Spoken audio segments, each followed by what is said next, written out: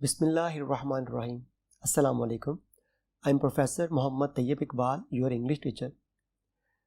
हम ईडियम्स और phrasal verb शुरू कर चुके हैं। आज हमारा ईडियम्स और फ्रेजल वर्ब का दूसरा लेक्चर है। इससे पहले मैंने आपको ईडियम्स और फ्रेजल वर्ब के बारे में बताया था कि ये 10 नंबर का सवाल आया करता है और इसमें 10 ईडियम्स और फ्रेजल वर्ब मिक्स आया करते हैं, जिसमें से आपने 5 के सेंटेंसेस बनाने होते हैं। इसमें 5 या 6 या बाज़ औक़ात 7 ईडियम्स आते हैं और 3 या 4 फ्रेजल वर्ब आया करते हैं, जिसके आपने सेंटेंसेस बनाने होते हैं। तो ज़्यादा अच्छा ये होगा कि आप उन ईडियम्स और फ्रेजल वर्ब के सेंटेंस बनाएं जो आपको बहुत अच्छे आते हैं, बजाय इसके कि आप उसको तरतीब से करें। तो अब हम इसकी रीडिंग करने के लिए बोर्ड पर चलते हैं।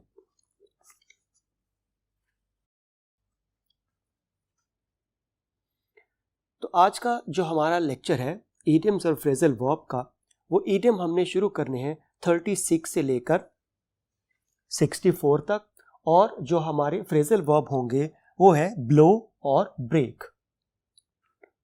तो 36 से हम ईडियम पढ़ना शुरू करते हैं। To be a drawn game. Drawn game, गेम का ड्रॉ हो जाना, मैच का ड्रॉ हो जाना, यानी बिल्कुल बराबर होना, बराबरी पर ख़त्म होना, या हार या जीत का फैसला ना हो पाना, उसको ड्रॉन गेम कहा जाता है। Both the teams got 1 point each after the drawn game. दोनों जो टीम्स थी उनको एक एक पॉइंट दे दिया गया क्योंकि वो गेम ड्रॉ हो चुकी थी, बराबर हो चुकी थी। 37. To be a hard nut to crack. नट आप इसको वॉलनट कह लें, अखरोट जैसे है, तो उसको तोड़ना इतना आसान काम नहीं हुआ करता। तो ऐसी सूरत हाल जिससे निकलना आसान ना हो, ऐसा पेचीदा अमल जिसको आसानी से हल ना किया जा सकता हो, तो उसको हार्ड नट टू क्रैक कहते हैं, एक बमुश्किल हल होने वाला मसला। Corruption has now become a hard nut to crack in Pakistan. Corruption Pakistan में एक ऐसा मसला बन चुका है जो आसानी से हल नहीं होगा। 38. टू बी अ बोसम फ्रेंड, जिसको कहते हैं बहुत ही अजीज दोस्त का होना, एक लंगोटिया यार होना। Ali is my bosom friend and I fully trust him. Ali मेरा हर दिल अजीज दोस्त है और मुझे उस पर मुकम्मल एतमाद है। 39. To be an apple of one's eye. Apple of one's eye, हर एक को अजीज होना, प्यारा होना। अब यहां पे वही लफ्ज आया वंस, ONE'. प्रीवियस लेक्चर में भी मैंने आपको इसका बताया था कि ये वंस असल में पोजेसिव केस है वन का। तो जब हमने इसका सेंटेंस बनाना है तो हमने इसको रिप्लेस करना है उस सब्जेक्ट के पोजेसिव केस के साथ जो फिक्र के शुरू में आएगा। तो सेंटेंस था an apple of one's eye, his only son is the apple of his eye, कि उसका अकलौता बेटा उसको बहुत ज्यादा अजीज है, प्यारा है। 40. To be in apple pie order, मुकम्मल तरतीब में होना, हर चीज को सलीके से उसकी मुनासिब जगह पर रखना। अ careful person keeps everything in an apple pie order. एक मोहतात इंसान हर चीज को अपने मुकम्मल या सही जगह पर रखता है, तरतीब में रखता है। 41. आफ्टर वंस ओन हार्ट, पसंद के मुताबिक होना, जो दिल हो, दिल की बात के मुताबिक काम करना, या जैसा दिल चाहे वैसा काम करना, उससे कहते हैं आफ्टर वंस ओन हार्ट। तो यहां भी ONE'' लिखा हुआ है। He has built his own house after his own heart, उसने अपना घर अपनी पसंद के मुताबिक तामीर करवाया। 42. To be a bolt from the blue. Bolt from the blue, bolt कहा जाता है बिजली को, जैसे बिजली उसका हम कहते हैं कि सिंबल भी है, और एक कार्टून भी थे बोल्ड। अगर आप देखें तो बोल्ड का जो सिंबल बनाया जाता है वो कुछ यूं हुआ करता है।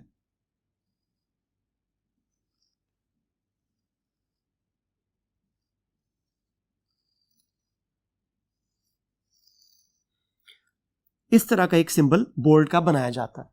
तो ये सिंबल बनता है। बोल्ड फ्रॉम द ब्लू का मतलब क्या हो गया? ब्लू कहते हैं आसमान को। तो आसमान से बिजली का चमकना, ऐसी मुसीबत जो आसमान की तरफ से है, अल्लाह ताला की तरफ से आए, तो नागहानी आफत का, ऐसी आफत, ऐसी मुसीबत, ऐसा मसला जो आपकी सोच समझ के बिल्कुल बाहर हो, अचानक कोई ऐसी प्रॉब्लम का आ जाना, उसे कहते हैं बोल्ड फ्रॉम द ब्लू, एक नागहानी आफत या मुसीबत। The murder of his son was a bolt from the blue for him, उसके बेटे का कत्ल उसके लिए एक नागहानी आफत था। 43 अ वाइल्ड गूस चेस, एक बेकार कोशिश करना।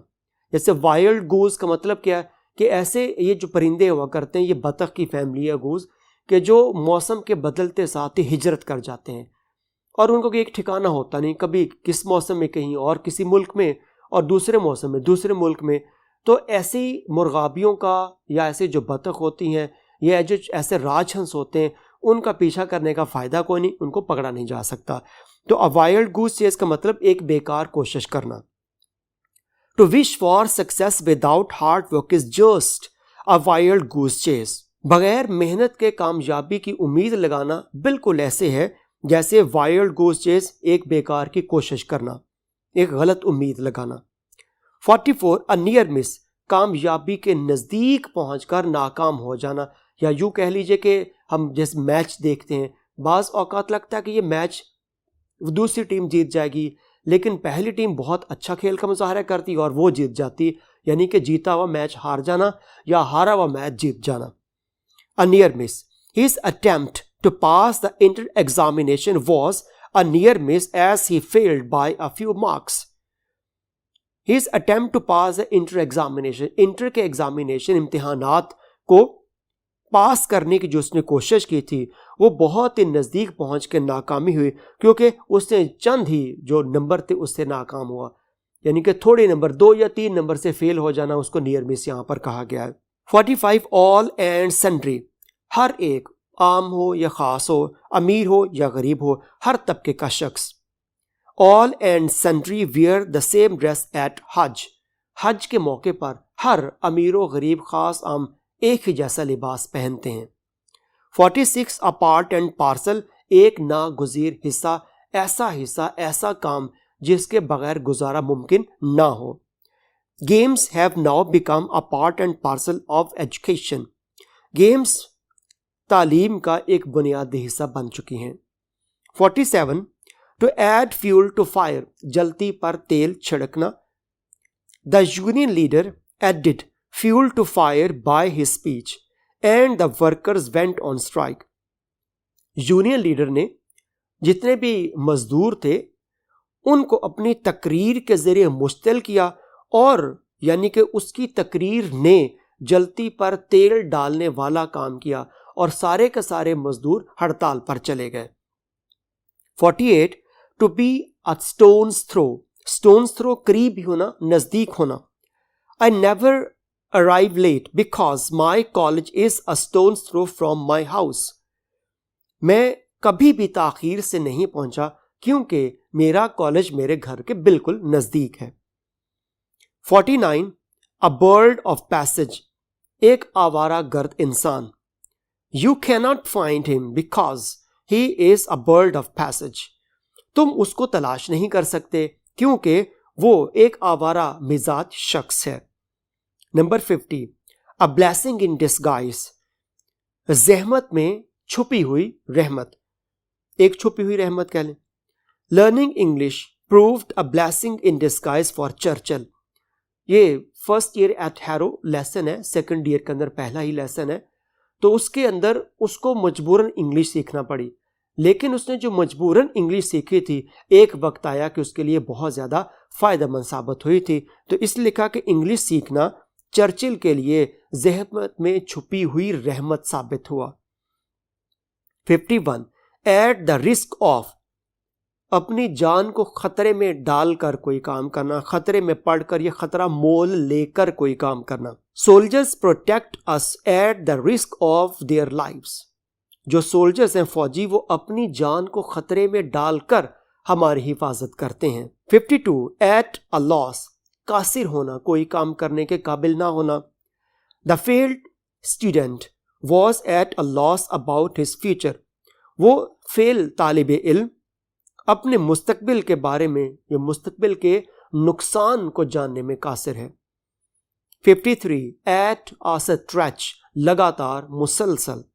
The old man cannot walk 10 miles at a stretch, वो बूढ़ा शख्स मुसलसल मेहनत नहीं कर सकता। यहां पर लिखा कैन नॉट वॉक, तो हम यहां पे कहेंगे चल नहीं सकता, तो बूढ़ा शख्स मुसलसल 10 मील तक पैदल नहीं चल सकता। 54 एन ऑयली टंग, खुशामद या चापलूसी वाली गुफ्तगू। He knows how to convince others because he has an oily tongue, वो जानता है कि दूसरों को किस तरह से कन्विंस करना है, कायल करना है, क्योंकि उसकी जो जुबान है वो खुशामद करने वाली है, उसको पता है कि मक्खन लगाकर लोगों को कायल कैसे करना है। 55 a jack of all trades हरफन मौला, he is a jack of all trades but master of none, कि वो ये तो कहता है कि उसको सारे काम आते हैं, जैक ऑफ ऑल ट्रेड्स, लेकिन असल में वो एक भी काम का माहिर, मास्टर ऑफ नन है। यानी कि जैक ऑफ ऑल ट्रेड्स का मतलब होता है कि हर चीज का थोड़ा बहुत इल्म होना, लेकिन ऐसे शख्स जो ये कहते हैं कि मुझे सारे काम आते हैं, हकीकत में वो किसी एक भी काम में माहिर नहीं हुआ करता। तो इसीलिए कहा जाता है jack of many master of none, कि जो बहुत कुछ जानता है असल में वो एक भी काम का माहिर नहीं हुआ करता। 56 अबव ऑल, सबसे बढ़कर, Quaid Azam was honest, brave and above all truthful, Quaid Azam ईमानदार थे, बहादुर थे और सबसे बढ़कर वो सच्चे थे। 57 ABC इब्तदाई इल्म, किसी भी चीज का बुनियादी इल्म, basic knowledge. I do not know even the ABC of painting. I do not know even the ABC of painting. मुझे पेंटिंग की ABC भी नहीं आती। 58 अ जेल बर्ड, आदि मुजरम जो बार बार जेल जाता रहे। He is a jailbird and seldom remains outside the prison. वो एक आदि मुजरम है और बहुत ही कम हो कि वो जेल से बाहर रहे, यानी अक्सर वो जेल में ही पाया जाता है। 59 अल्फा एंड ओमेगा, अव्वलो आखिर। The alpha and omega of Islam is that God is one and Muhammad, peace be upon him, his prophet. The alpha and omega of Islam, इस्लाम का अव्वलो आखिर यही है कि अल्लाह ताला एक हैं और हजरत Muhammad, peace be upon him, सल्लल्लाहु अलैहि वसल्लम उसके आखिरी नबी हैं। 60 एट अ लूज एंड, बेकार, he is at a loose end after his retirement, वो अपनी रिटायरमेंट के बाद बिल्कुल बेकार है, कोई काम काज नहीं करता। 61 अ चाइल्ड्स प्ले, आसान काम होना। It is not a child's play to pass the degree examination without hard work, ये कोई बच्चों का काम नहीं है, कोई आसान काम नहीं है कि डिग्री एग्जामिनेशन, ग्रेजुएशन के एग्जामिनेशन को हम बगैर मेहनत के पास कर लें। 62 अलादीन्स लैम्प, अलादीन का चिराग। Those who dream of having Aladdin's lamp to do wonders will achieve nothing. ऐसे लोग जो ये ख्वाहिश रखते हैं कि उनको अलादीन का चिराग मिल जाए, दरअसल वो कुछ भी हासिल नहीं कर पाते। 63 एनिमल स्पिरिट्स, जिस्मानी जोशो खरोश होना। The athletes exhibited animal spirits on the sports day of the college. Athletes, खिलाड़ियों ने, exhibit, नुमाइश की, दिखाया, animal spirits, बहुत ज्यादा जोश जज्बा, on the sports day of the college, college के स्पोर्ट्स डे पर खिलाड़ियों ने कॉलेज के स्पोर्ट्स डे के मौका पर खूब जिस्मानी जोशो खरोश का इजहार किया। 64 एन आयरन विल, मजबूत कुव्वत इरादी, पक्के इरादे का इजहार करना। मिस्टर जिना यानी कायदे आज़म मोहम्मद अली जिना हैड एन आयरन विल, कायदे आज़म मोहम्मद अली जिना मजबूत कुव्वत इरादी के मालिक थे। तो ये थे हमारे इडियम्स। अब हम इसके फ्रेजल वर्ब पढ़ते हैं। कौन कौन से थे? ब्लो और ब्रेक, ये दो हमारे फ्रेजल वर्ब है। अब इनकी डिटेल हम पढ़ते हैं। पहले हम ब्लो के देखते हैं फ्रेजल वर्ब कौन से थे। नंबर 1 है ब्लो ओवर, नुकसान किए बगैर गुजरना। The storm blew over in night luckily, खुशकिस्मती से तूफान रात को बगैर नुकसान किए गुजर गया। नंबर 2 ब्लो आउट, फूंक मार के बुझाना, जैसे मोमबत्ती है तो उसको फूंक मार के बुझाते हैं। Please blow out the candle, मेहरबानी फरमा के इस मोमबत्ती को फूंक मार के बुझा दो। नंबर 3 ब्लो अप, धमाके से फटना।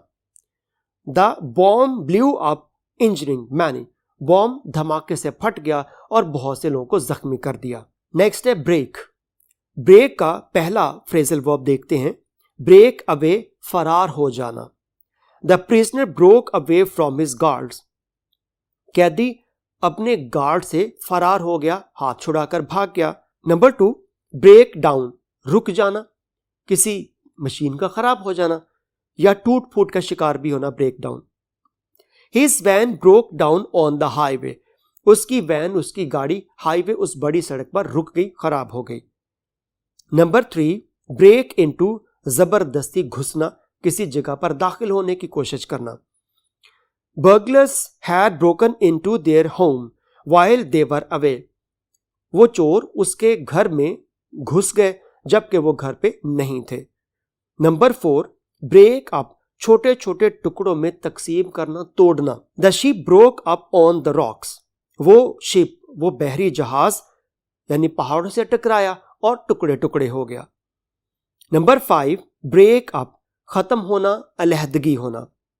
There marriage has broken up, उनकी शादी खत्म हो गई या अलहदगी हो गई। नंबर 6, ब्रेक ऑफ, कुव्वत से अलहदा करना, तोड़कर, खींचकर किसी जगह को, किसी चीज को अलग अलग करना। The back section of the plane had broken off. उस प्लेन का, एरोप्लेन का, हवाई जहाज का पिछला हिस्सा टूटकर अलग हो गया। नंबर 7, ब्रेक आउट, किसी बीमारी का या वबा का अचानक फूट पड़ना। Malaria has broken out in the city. शहर में मलेरिया की वबा फूट गई। नंबर 8, ब्रेक विद, किताए ताल्लुक करना किसी शख्स से। Unfortunately the younger generation has broken with many old values. बदकिस्मती ये है कि नौजवान नस्ल ने बहुत सी हमारी ओल्ड वैल्यूज, पुरानी रिवायात से किताए ताल्लुक कर लिया है, उनको छोड़ दिया है। तो ये थे हमारे आज के इडियम्स और फ्रेजल वर्ब। नेक्स्ट लेक्चर में दोबारा फिर हाजिर होऊंगा। बहुत शुक्रिया। अल्लाह हाफिज।